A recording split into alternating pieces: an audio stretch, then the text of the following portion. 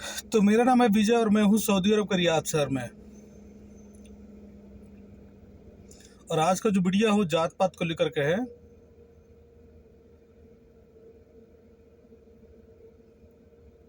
कि अपने देश में राजपूत और गुज्जर या जाट और ये तमाम तरीके के जो क्षत्रिय और ब्राह्मण और पंडित और ये तमाम तरीके के दुबे त्रिवेदी ये सब जितने भी जात हैं और इनके अंदर में जाति का जो अहंकार है, क्या ये सर्वदा रहेगा? नहीं रहेगा भाई।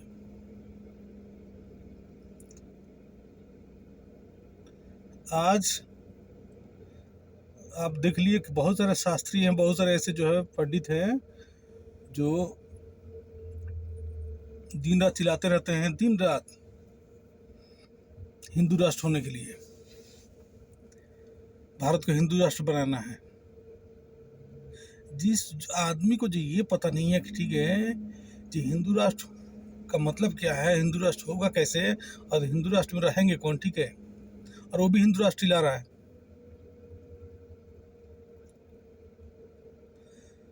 तो हिंदू राष्ट्र कभी बनेगा नहीं, भारत कभी नहीं बनेगा। हिंदू राष्ट्र बनने के लिए जो है सबसे पहले एक गांव में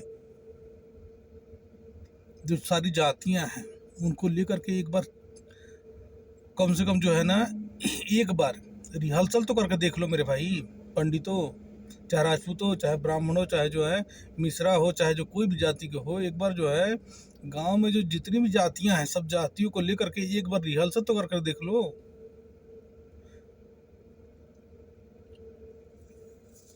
भारत हिंदू राष्ट्र कभी नहीं बनेगा, कभी नहीं। इसलिए नहीं बनेगा क्योंकि जो है ये बनते ही जो है कुछ ऐसे लोग हैं जो हरामखोर, ठीक है, वो चाहेंगे जो मैं बैठ के खाऊं और जो है लोग सारे काम करते रहें और हमारे गुलाम रहे।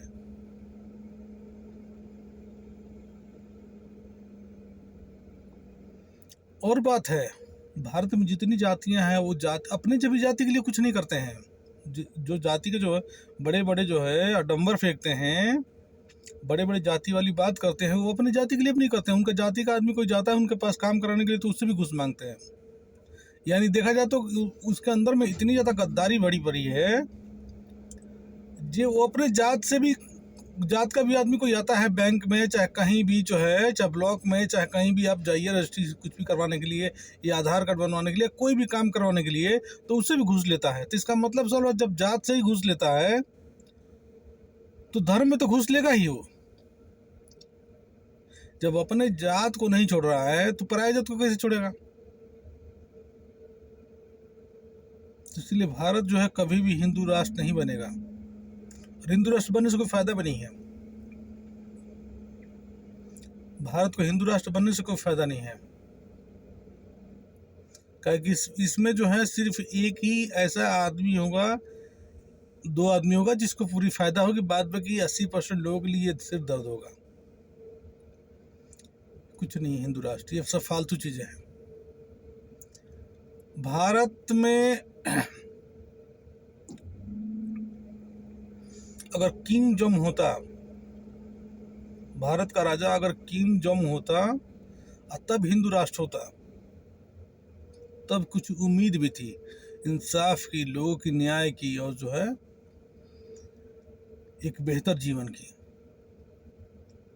जबकि भारत में किंग जोन का कि किसी भी देश को अगर चलाने के लिए राजा जो है ना बहुत बेहतरीन राजा एक ऐसा होना जरूरी है जो किसी को जो है मौत देते वक्त जो है ना उसके अंदर में जो है थोड़ी सी भी मतलब जो है घबराहट ना हो।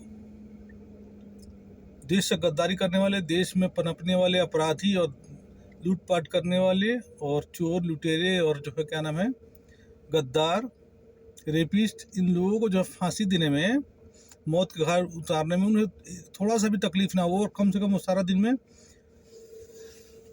20-50 लोगों को जो है ना 10 सेकंड में जो है फांसी की सजा सुना दे।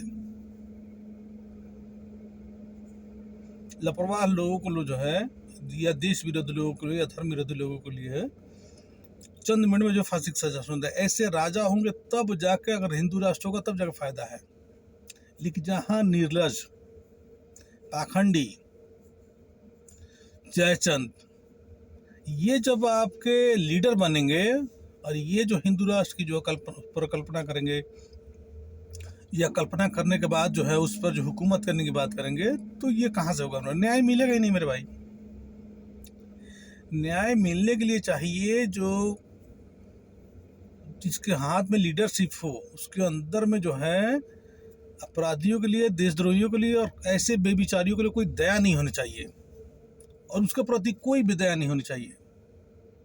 और यही चीज़ भरा पड़ा है हिंदू के अंदर, यही चीज़ भरा पड़ा है।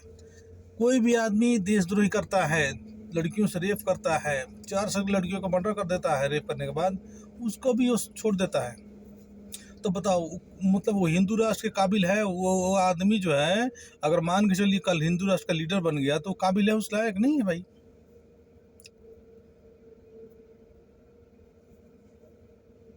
आज मैं सऊदी अरब में हूँ, रियाद शहर में, और सऊदी अरब का बता तो रहे हैं, यहाँ का एक अगर जज, सुप्रीम कोर्ट का एक जज अगर आज इंडिया में जज बना बैठा होता, तो एक दिन में कम से कम 100 लोगों को फांसी की सजा सुनाता हो।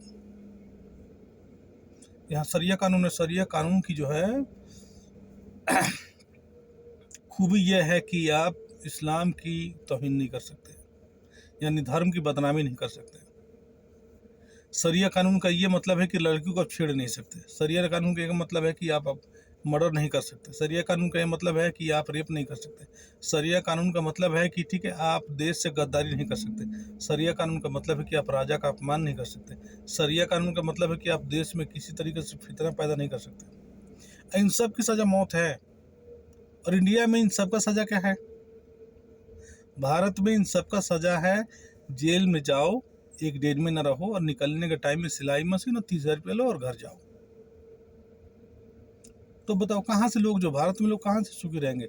सुखी होने के लिए आपको चाहिए एक ऐसा लीडर जिसके अंदर में जो है ना, ठीक है, माने खून हो ना हो, लेकिन उसके अंदर में जो है ना न्याय देने की जो है ना, ठीक है, क्विक एक्शन हो, एकदम कम बोलता हो। भारत में जो कोई भी लीडर जो ज़्यादा बोलेगा, इसका मतलब वो काम नहीं कर पाएगा। क्योंकि उसके अंदर में जो बोलने की जो एक ये जो है एक ये थी दौर चालू हो जाएगी, ठीक है, तो बोलते बोलते थक जाएगा मेरे भाई, वो काम के मूड में नहीं रहेगा, वो सिर्फ भाषण पेलेगा। और भाषण पेलने वाला जो आदमी है, कभी भी कहीं भी वो भाषण देने के लिए अच्छा है, लेकिन मुल्क चलाने के लिए अच्छा नहीं है।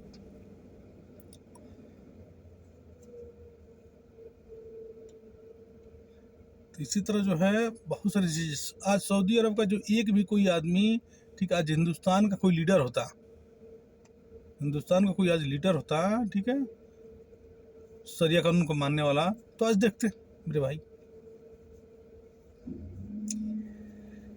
सऊदी अरब का जो काम कार्य है बहुत शांतिपूर्ण है। यहाँ के लीडरशिप में और यहाँ की कोर्ट कचहरी में बात एकदम ना का बराबर है। आपने अपराध किया है तो आपको ज़्यादा बात करने की ज़रूरत नहीं है, ना ही वकील को ज़्यादा बात करने की ज़रूरत है, ना ही जज को ज़्यादा बात करने की। आपने अपराध किया है, ये पुलिस ने रिपोर्ट अपलोड कर दिया है नेट पर, और वो जो नेट की जो वेबसाइट है वो ऑलरेडी 3 जगह 4 जगह खुलती है। मान के चलिए मैंने कोई अपराध किया, तो मेरी जो आइडेंटिटी है, ये आइडेंटिटी का जो लिंक है मेरे पासपोर्ट के साथ जो है ना अटैच हो गया, मेरी रेसिडेंशियल परमिट के साथ, रेसिडेंशियल जो परमिट है सऊदी अरब का, उससे के साथ अटैच हो गया, मेरे लाइसेंस के साथ अटैच हो गया, समझे, मेरे कामे के साथ वो अटैच हो गया। अब ये सबके साथ जब अटैच हो गया, तो अब जो है जब मैं क्राइम करने के बाद जब पुलिस जो है मुझे हैंड ओवर करेगी कोर्ट को, तो कोर्ट जो है ना जैसे ही मेरी रेसिडेंशियल परमिट का नंबर जैसे ही अपने कंप्यूटर पर डालेगा, तैसे ही जो है मेरे साथ क्या जो है सलूक करना है, कानून क्या करेगा, वो कानून जो उसी वक्त जो फैसला लेगा।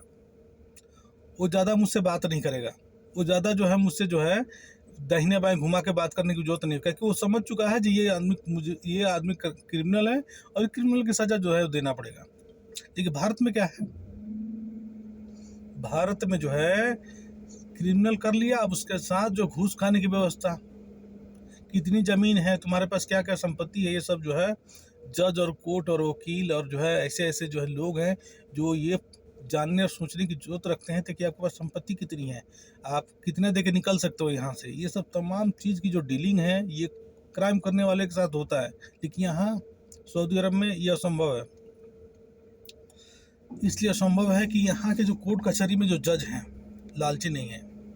यहाँ के जो है जहाँ जहाँ के लोग लालची, बेईमान, ठीक है, बेबिचारी, अधर्मी, पाखंडी रहेंगे, वहाँ लोगों को न्याय मिलना जो है मुमकिन नहीं, नामुमकिन है, नामुमकिन।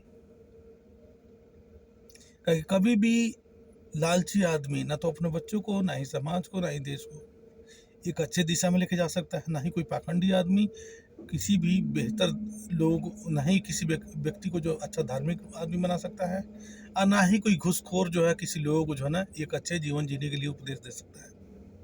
ये तमाम जितनी भी चीज़ें हैं ये सब जो है, ठीक है, जब रहेगी तो लोगों को न्याय नहीं मिलेगा। और ये चीज़ जो है सऊदी अरब में बहुत कम है, ना मात्रा का बराबर। घुसखोर, बेबिचारी, अधर्मी, पाखंडी, लालची लोग यहाँ बहुत नामात्रा के हैं, क्योंकि लोग कम हैं। और लोग जब कम है तो जो है न तो लालच करने का जरूरत है, और ना ही जो है ना आपको बेविचार करने की जरूरत है, ना ही जो पाखंड में रहने की जरूरत है। इसलिए ये देश जो है सुकून से जी रहा है, यहाँ के लोग सुकून से जी रहे हैं। और सऊदी अरब के लोग कम से कम 10,000 वर्ष तक इसी तरह जीवन जिएंगे, इसी सुकून के हिसाब से। कहें कि यहाँ की जो पॉपुलेशन जो रेशियो है वो 3 करोड़ से 4 करोड़ होने में कम से कम 100 साल नहीं तो कम से कम 50 साल 40 साल तो लगी। 40 साल में, ठीक है, 1 करोड़ बढ़ेगा, 1.5 करोड़। और इंडिया में जो है, इंडिया में 3 महीने में 1 करोड़ बढ़ जाएगा। 3 महीने में 1 करोड़, हाँ 3 महीने में मान के चलिए 1 करोड़ 10 लाख के करीब में बढ़ जाएगा जनसंख्या। 3 महीने में 1 करोड़, यानी 1 साल में 3 करोड़, 4×3=12, ठीक है। 1 साल में करीब 4 करोड़ जनसंख्या इंडिया में बढ़ रही है। 1 साल में 4 करोड़, और 40 साल में 4×4 16, 160 करोड़। सऊदी अरब की जनसंख्या 40 साल में 1 करोड़ होगी, 1 करोड़ 10-20 लाख होगी। और इंडिया की जनसंख्या 1 करोड़ 140 करोड़ होगी, ठीक है। तो ये फर्क है आने वाले वक्त में। और ये भारत के लोग और जहालत से मरेंगे, जहालत से। भारत के लोग जो है जहालत से मरेंगे। और भारत में जीवन यापन करना और ज़्यादा मुश्किल है, मुश्किल होता जा रहा है। सऊदी अरब में जीवन यापन करना बहुत आसान है। यहाँ कोई आदमी अगर मान के चलिए वो 10 साल कंटिन्यू रह गया तो अपने पैसे से गाड़ी ले सकता है। 10 साल कंटिन्यू रह गया सऊदी अरब में कोई भी आदमी, तो आराम से एक बढ़िया न्यू गाड़ी जो है 50,000 रियाल में ले सकता है अपने पैसे से, और उससे अपने जीवन यापन आराम से व्यतीत कर सकता है। अगर कोई आज से आदमी कोई काम करने लगा सऊदी अरब में, और उसे सऊदी अरब में ही रहना, कहीं जाना नहीं है दुनिया में, ठीक है, और मान के चलिए वो सऊदी रेसिडेंशियल है, तो आज से ही जो है 10 साल काम करेगा, ठीक है, एकदम नॉर्मल आदमी जिसकी सैलरी एकदम सबसे न्यूनतम है, तो वो भी जो है, ठीक है, आराम से बिंदास जो है 10 साल के अंदर में गाड़ी, घर, सब कुछ ले सकता है। लेकिन हम लोग बाहर के आए हैं सऊदी अरब में काम करने के लिए, तो हम भी 10 साल में कमा के गाड़ी ले सकते हैं, लेकिन हमारे पास रेसिडेंशियल जो परमिट है वो 2 साल बाद रिन्यू होने की वजह से, ठीक है, हम यहाँ की परमानेंट नहीं है, हम टेम्पोररी रेसिडेंशियल हैं।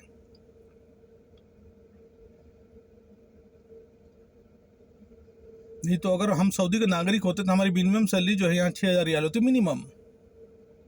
और मिनिमम सैलरी 6,000 होने का मतलब हो गया कि कोई भी गाड़ी हमें खरीदने के लिए मात्र 1 साल के अंदर ही हम गाड़ी खरीद लेते। मिनिमम सैलरी जिसकी 6,000 रियाल है, तो सऊदी में 1 साल में जो है 72,000 रियाल सैलरी हुई, ठीक है। 72,000 रियाल में, ठीक है, आप जो है 50,000 देकर कोई भी एक नई गाड़ी ले लीजिए। कोई भी जो है एक नई गाड़ी 50,000 रियाल में आ जाती है। तो यानी अगर सऊदी कोई नागरिक है तो उसको 1 साल में कोई भी गाड़ी खरीद सकता है अपनी कमाई से। और वहीं अगर कोई बाहर का आदमी है तो वो गाड़ी खरीद सकता है, लेकिन उसके लिए जीवन यापन करना थोड़ा और कठिन है, क्योंकि ये देश अपना नहीं है और यहाँ फिर जो है अपनी फैमिली रखने के लिए बहुत सारी तामझाम है, बहुत सारा खर्चा है। तो इसलिए लोग जो है इस देश में सिर्फ काम करने के जो है ना सिलसिले से ही आते हैं। और ये देश नेशनैलिटी भी नहीं देता है। अगर नेशनैलिटी देता ठीक है तो बहुत सारे लोग नेशनैलिटी ले लेते और जीवन यापन करते अपनी। तो सऊदी अरब जो है एक तरीक़ा से देखा जाए तो बहुत बेहतर जो है अपने अवाम के लिए कानून बना कर रखा है, ताकि जो है इसकी अवाम जो है बेहतर तरीक़ा से जीवन जी सके। और यहाँ बाहर से आए हुए काम करने वाले जितने भी व्यक्ति हैं उनकी मॉनिटरिंग जो है, फेस डिटेक्टिंग जो है, और उनके काम और उनकी जो है ना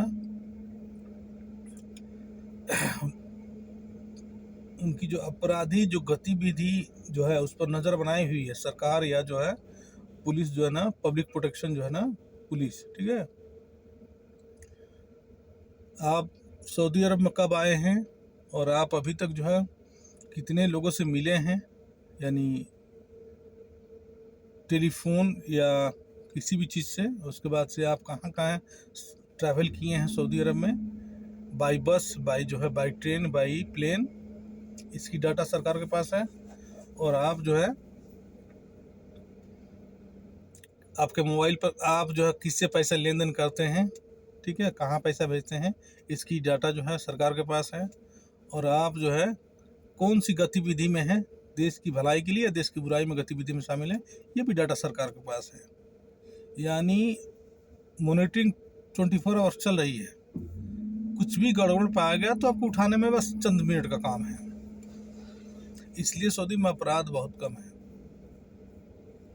अपराध में बिल्कुल छूट नहीं है। जैसे डिस्काउंट होता है ना इंडिया में, अपराध पर डिस्काउंट है। इंडिया में जैसे अपराध पर डिस्काउंट ये है कि अपराध करो छूट जाओ, फिर अपराध करो फिर छूट जाओ, फिर अपराध करो फिर छूट जाओ, यानी डिस्काउंट चला, डिस्काउंट 30% डिस्काउंट है, 40% डिस्काउंट है, 200% डिस्काउंट है। ठीक है, इंडिया में डिस्काउंट नहीं है, ये सऊदी अरब में डिस्काउंट नहीं है। सऊदी अरब में अपराध का मतलब है मौत, इसलिए यहाँ अपराध की क्वांटिटी कम है। तो मैं रखता हूँ ये वीडियो, फिर मैं दूसरा वीडियो बनाऊँगा। और मैं बता दूँ, मेरा नाम है विजय और मैं हूँ सीवान बिहार से।